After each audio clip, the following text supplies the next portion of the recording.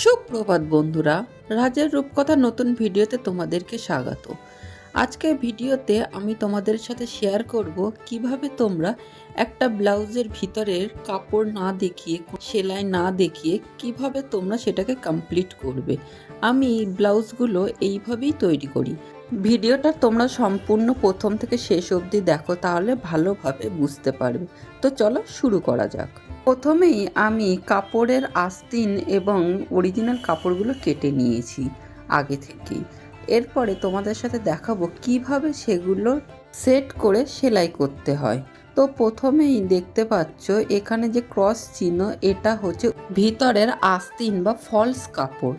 তো সেগুলো প্রথমে ডিফাইন করে নিচ্ছি। সাধারণত আমরা মেন কাপড়টা ভিতরে এবং আস্তিন কাপড়টা বাইরে রেখে সেলাই করি, কিন্তু এখানে আমরা সেই টেকনিক করব না।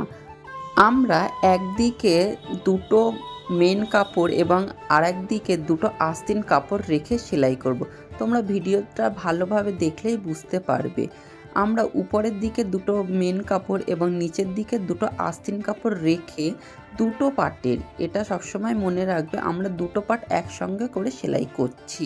সেলাইটা সবসময় নিখুঁত হাতে করতে হবে, 1/2 ইঞ্চি জায়গা রেখে, এবং সেলাইটা ডাবলভাবে করতে হবে যাতে সিকিওরভাবে থাকে, কোনোভাবে ফেটে না যায়।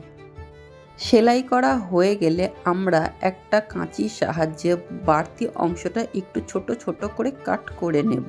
কেটে নেওয়া হয়ে গেলে যখনই আমরা কাপড়টাকে উল্টাবো, মানে দুটো আস্তিন কাপড় ভিতরের দিকে উল্টে নেব, তখন দেখতে পাবে যে ভিতরে আমরা সেলাইটা করেছিলাম সেটা সম্পূর্ণভাবে অদৃশ্য হয়ে গেছে, এবং এটার চারিদিকে আরেকবার সেলাই দিয়ে নেব যাতে ভিতরের সেলাইটা কোনোভাবেই আর দেখা না যায়।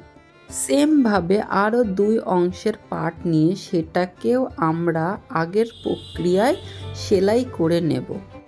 এরকম করে সমস্ত পার্টগুলোকে সেলাই করে নিয়ে আমরা ব্লাউজটা যখন কমপ্লিট করব, তখন দেখতে পাবো ভিতরের আর কোনো সেলাই দেখা যাচ্ছে না। আজকের ভিডিও এই পর্যন্ত।